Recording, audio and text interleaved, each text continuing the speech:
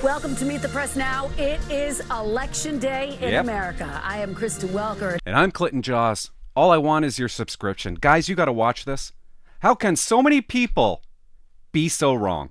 And you know, if elected, I'll be the first HBCU president. No, you won't. That the momentum, they feel the momentum is on their side. And that's something we've been... To me, Harris was the clear choice. Obviously. To keep things free in the U.S. What do you make of former President Trump's closing argument? He has spoken about issues like the economy and immigration, but there's also been a lot of rhetoric. Some would call it dark rhetoric. Evil. In some cases, even Devilish. invoked violence. What do you make of that closing message? Look, it's the same old tired message. We're done with it. The vice president has made this point. The American people are done with his tired old story. If she wins tonight, she's going to win on the back of women. For the Trump campaign has been outsourced, quite frankly, and saying you have Kamala Harris literally knocking on doors herself, and there's not that same on-the-ground organization. This ally was saying. Joe Rogan coming out as late as what he did, I think, doesn't really help them. And these are low-propensity voters that he's trying to target. But her message has been really consistent on abortion. Close on abortion, close on freedom. Get rid of babies. We're not going back to the chaos of those 4 years, and I think she wins. I think that we make too much of the economy. He wants it to be about the border and a bad economy. So, of course, she's leaning into it. That's just good campaigning. Will you be watching for that and what else? This black males breaking for Donald Trump is the red wave of 2024. It's absurd, and we'll come back and we'll have this conversation at the next poll. The FBI did say that non-credible bomb threats in 3 states have come from Russian email domains. I knew suggests that this is part of the Russian effort to destabilize the election. And look at that in bright pink there. 36% of voters say the most important issue to them is the state of democracy, not the economy as the top issue. That is immigration's where? Think about it. Just take a step back here. Over there. Okay? Look at those top 4 issues again. We know what the number 1 and number 2 issues have been for Donald Trump this election season. the economy and immigration. Correct. Add that together. Okay? Add Add up number. together state of democracy and abortion. It says I'm being a little simplistic here, but already, and the Harris campaign will be ecstatic that that's the direction. This is not surprising. Trump closed on the economy. He also closed on immigration. Chuck, your take on this? But you know, it is a little surprising. I think the gap, Exactly. it's a very narrow gap. It's closer. Should be farther, yeah, right? Donald Trump had been leading on this pretty heavily. 8 to 12 points in many of our, when we would say who'd be better for the economy. She didn't have to win this issue. She just couldn't get clobbered on this issue. Yeah, I was going to say, Chuck, we talked Looking about this good. all year, you know, because the news moves so fast. Would abortion still be top of mind for voters?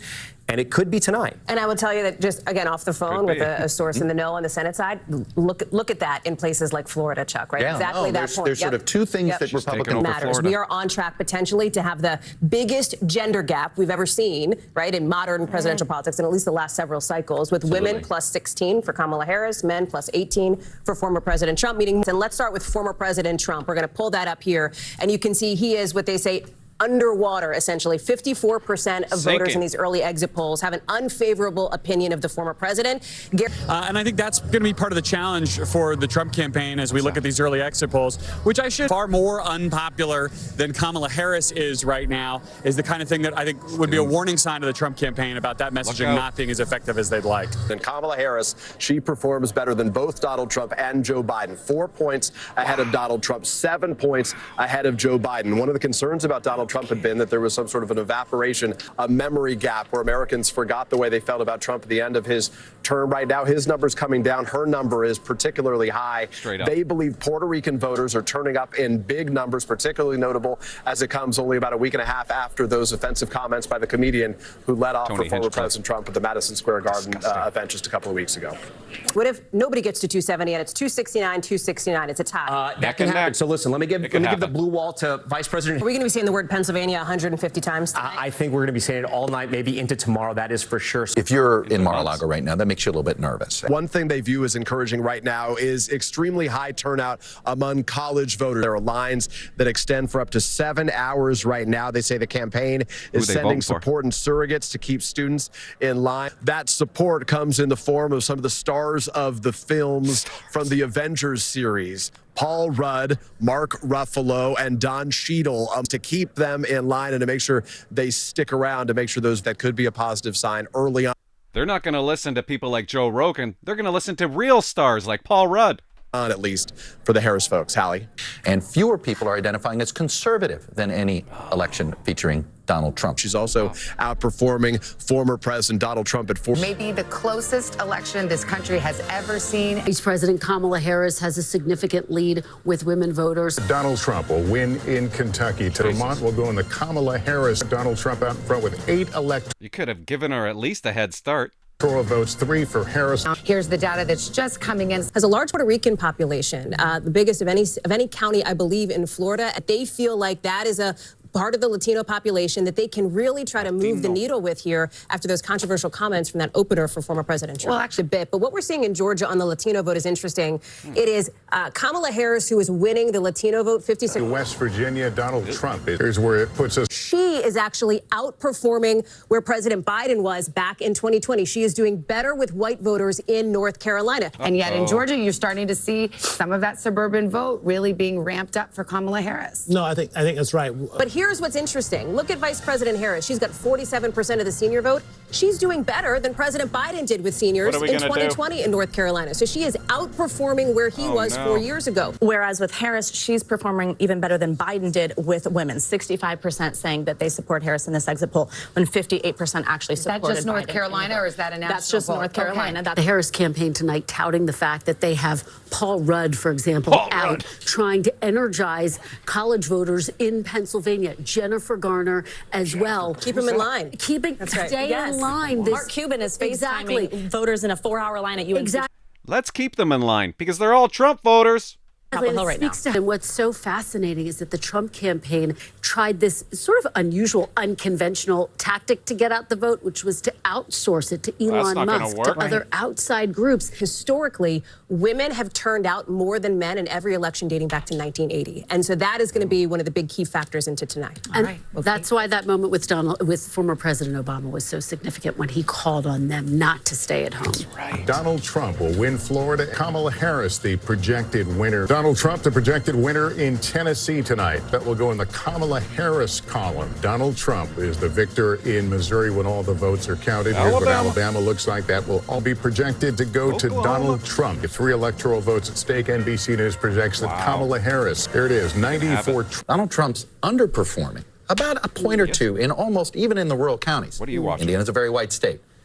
That's a tea leaf. Well, we're seeing it nationally, too. When you look at some of the numbers here, he is +10 specifically with Latino men, according to our exit poll nationally, a demographic group that Joe Biden was +23 with 4 years ago. So it is definitely a shift, and it is definitely one of the headlines that we're watching as we're seeing these exit polls come. She is winning independent voters nationally, 51%, Donald Trump 44%. It means these independent votes are going to be the whole ball game. They're going to decide who's president. Northern Virginia, where it seems that Kamala Harris is underperforming. And as you well know, the suburbs in the battleground states are key to her victory.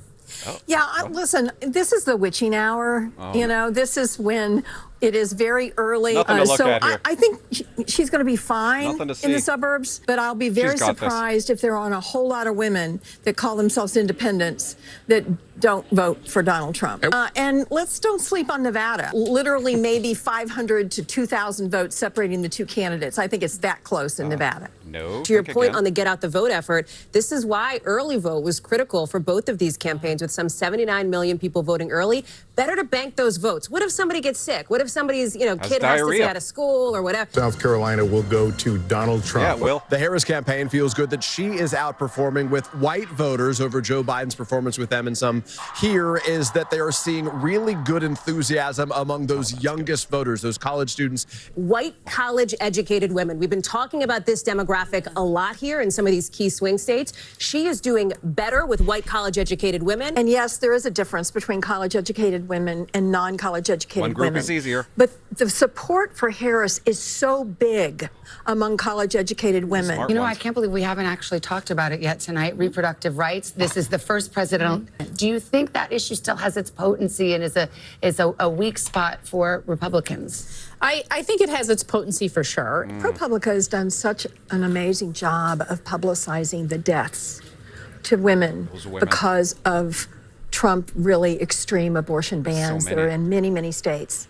And Texas isn't a battleground state, but there's a Senate race out there that I've got a half an eye on tonight. Donald Trump will win in the state of Arkansas. The state of the sitting president, Joe Biden, will go for the one where Tucker Carlson, the former Fox News host, talked about daddy's coming home and going to give a little girl a spanking, like, the sheriff's come into town, which was a message that, if you're trying to reach female voters, I don't know how the females on this panel feel about that. Disgusted. But that's where that happened. Not good. Don't feel good about that. So it is harder for the Republican Party to do the ground game, the GOTV, as you talked about earlier, than it is for the Republican Party. It's been surprising how often the topic of the Joe Rogan podcast keeps coming up. And that was the deciding factor for them. They've also said that if the Kamala Harris would have appeared on that podcast, they may have had their vote skewed. It's talking about Donald Trump will win in the state of Texas when all the votes are counted. Stick it in here. NBC News projects that Donald Trump will also win in North Dakota tonight. South Dakota, same story. That will also go into the Donald Trump column this evening. She's got this, though. 3 electoral votes at stake. Donald Trump, the being 154 for Donald Trump. Young male voters, which the Trump campaign worked very hard to turn out, are responding accordingly. Some of them talking about this Joe Rogan podcast. Who's that? Can't say I'm a regular listener to it, but he better get endorsed on the eve of the election, and that was extremely influential. It could be. Why would you pretend not to know who Joe Rogan is? Very influential. That Donald Trump will. So what I am hearing is that Democrats writ large in all of the battleground states, and I've been talking to party chairs, folks within the campaigns, but also the organizers on the ground, they're feeling encouraged by what they're seeing from college campuses specifically. In Wisconsin, for example, in Philadelphia, the turnout in Philly specifically has surprised some Democrats. University, where the lines were so long, people were standing in lines for 3 hours. College campus, they had to add more voting machines. They were not expecting that, Democrats, particularly in Pennsylvania. So they're encouraged, what I'm told, by the raw data, emphasis on the raw data. Yeah, Simone, why would you assume they're voting for Harris? Yeah, Simone, what is worrying the Harris camp right now, looking at it from the other end of the glass? Well, the lines are very long, and they want people to stay in line, Lester. Don't get out of line. I'm told that actually... Race to call here, Louisiana, no big surprise, but... Kamala Harris will win in Rhode Island when all the votes are counted. It is also the place where she started this shift in the last few days on her closing argument, moving away from this idea that Donald Trump was sort of looming large as this threat to democracy, this ominous shadow hanging over America, and shifting away from saying his name at all, calling him the other guy, trying to make him seem small, unserious, Lester. All right, we have another call to make, and this is a pretty big one. It's a big one. Let's go for Harris, then. It's a big one. Not necessarily a surprise, but NBC News projects that New York will... Kamala Harris is the projected winner. You want a fun fact? Fun fact alert? We love it. The last election was decided in 4 states by approximately 80,000 voters. You could fit those voters into Cowboy Stadium. Wow. That's You what did we're your talking homework, about. girl. Let me We're tell talking you, about that's budget. And We're gonna need a lot more takes stadiums. it. NBC News projects Donald Trump will take the state of Ohio. Donald Trump is the projected winner in Kansas You got now. that right, NBC. bitch. Donald Trump will win in Utah and take those 7 electoral votes. And we go further into the west, into Montana. 4 electoral votes. Donald Trump, the projected winner in Montana tonight. Isn't that so funny? Because it started out as a tie, and now tonight we're ending up, and it's a tie right now. But we'll see what happens. Yeah, we're going to be living and breathing Pennsylvania. That's interesting. And we talked a lot about young men who are breaking for Trump. Well, at least your mom thinks you're pretty.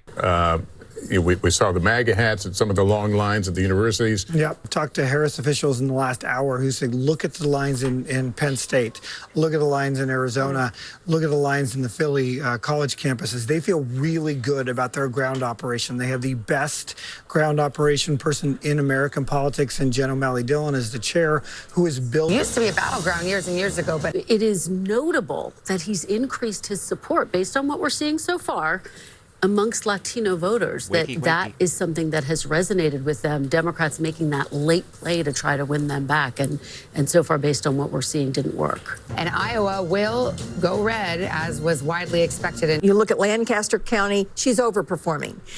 It's going to be razor close. I don't think there's any question. The Trump campaign is overperforming, doing very well with Hispanic voters and young men.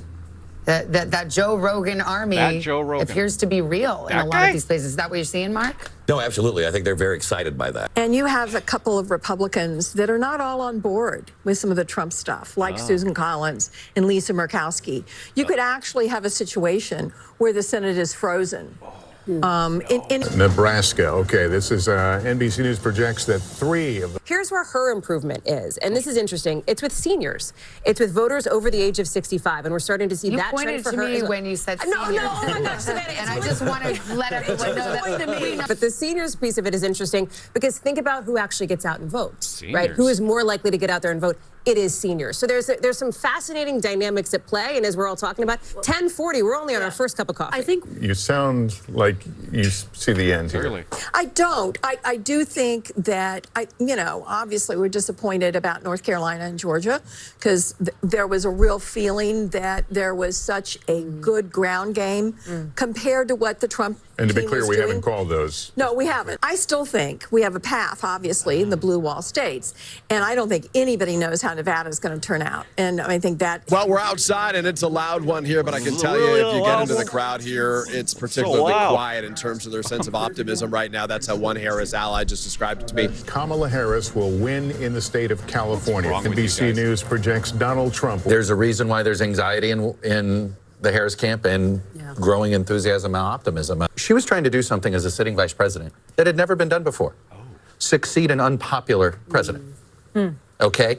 Hubert Humphrey tried to do this. That is, you are asking somebody to overperform in a way that we may find out was politically impossible. This sounds a little bit like a postmortem, so I want to make sure we No, and I don't think we're there. We have not called. And let me give you the view from the Harris campaign. That Kamala Harris will win in Oregon. This is not just young voters, but that's 57% of these first-time voters are under the age of 30. They are breaking for Trump. That is a major reversal from 2020. 53% for Trump right now. And we are hearing so much right now. I'm hearing that in lines in Arizona. Gotti was mentioning that earlier. It's so much. It was because I heard him on a podcast. It was because of this thing I saw on TikTok.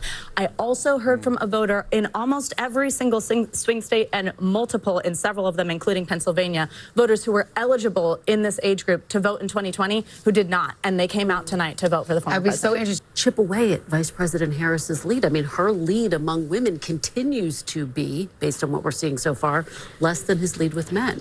Of Philadelphia, she says, we don't have election day results from Philadelphia, but we do know that we overperformed turnout expectations there and have seen especially high turnout in places with non-white and student populations. What is the turnout and the vote margins coming out of Milwaukee, Philadelphia, and Detroit? And if they are what we think they are, then she has a very clear, albeit narrow, but clear path to be the next president of the United States.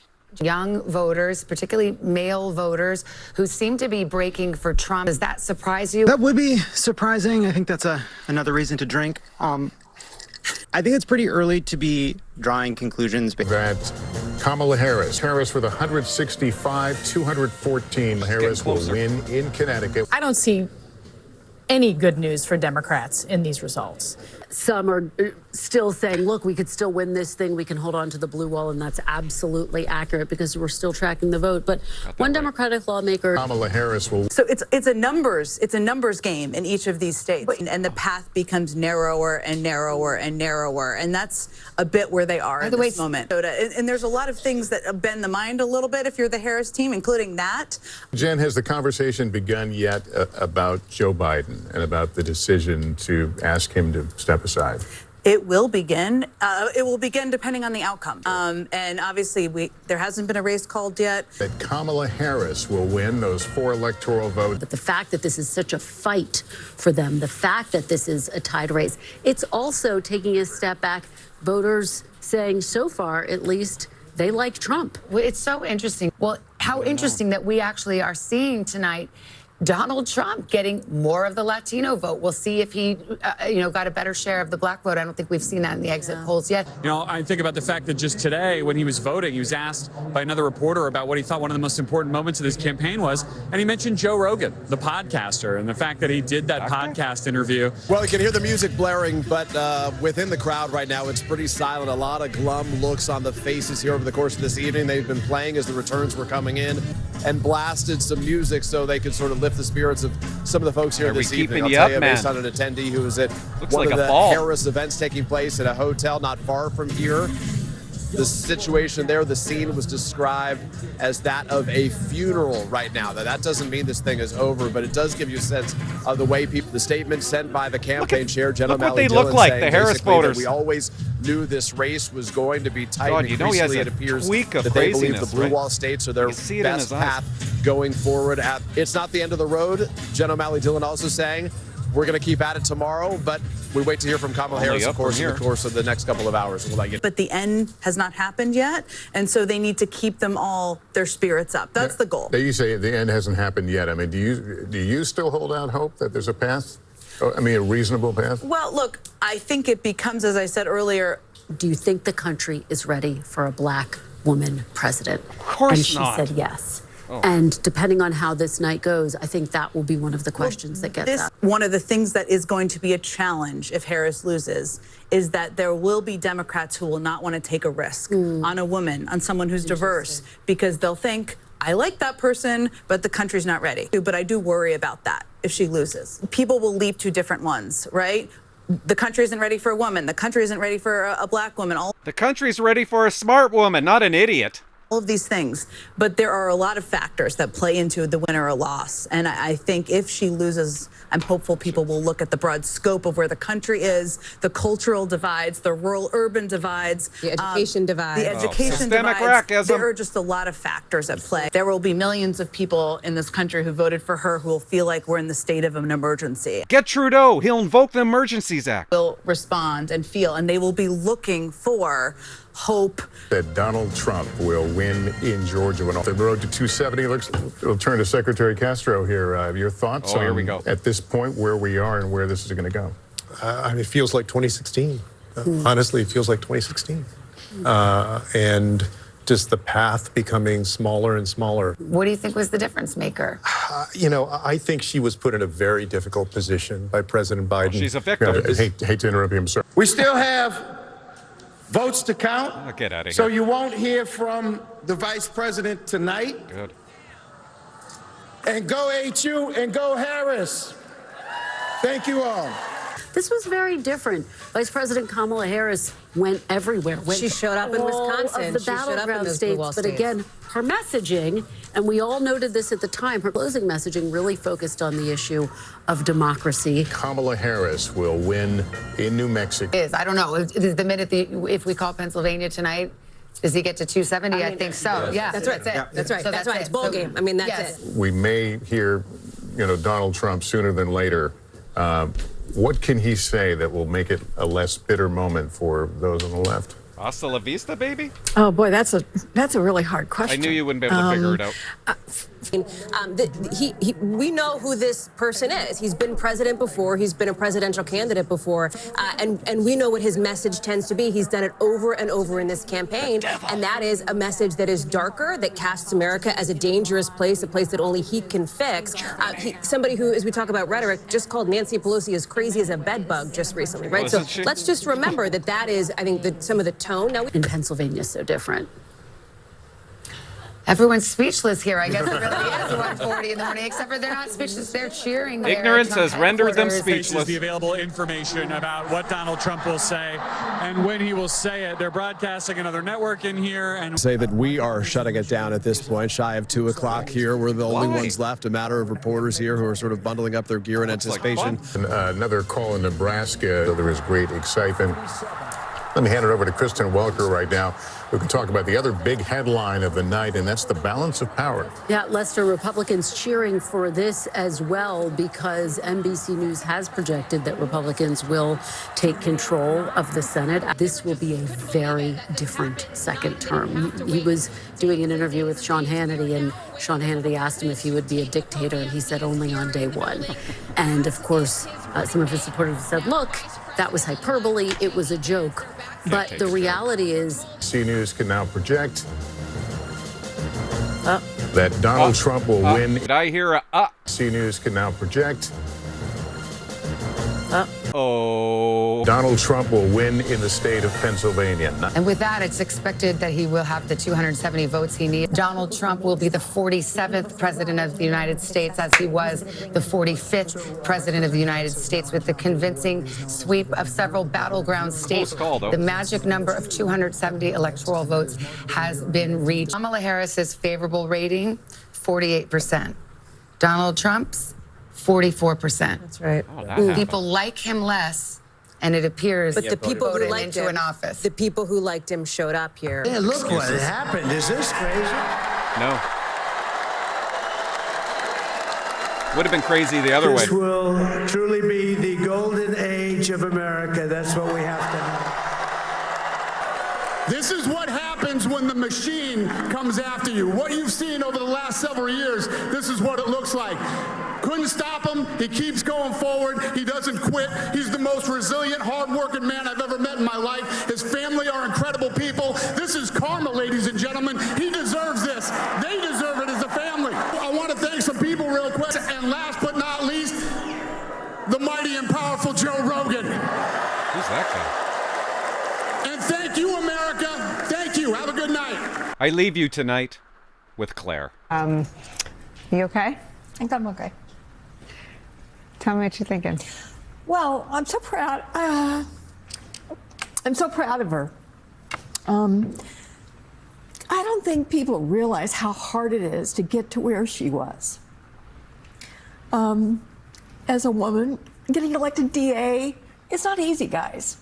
People don't trust women to be in charge of making decisions about life and death and crime and being, frankly, a supervisor in some ways over police. What's that?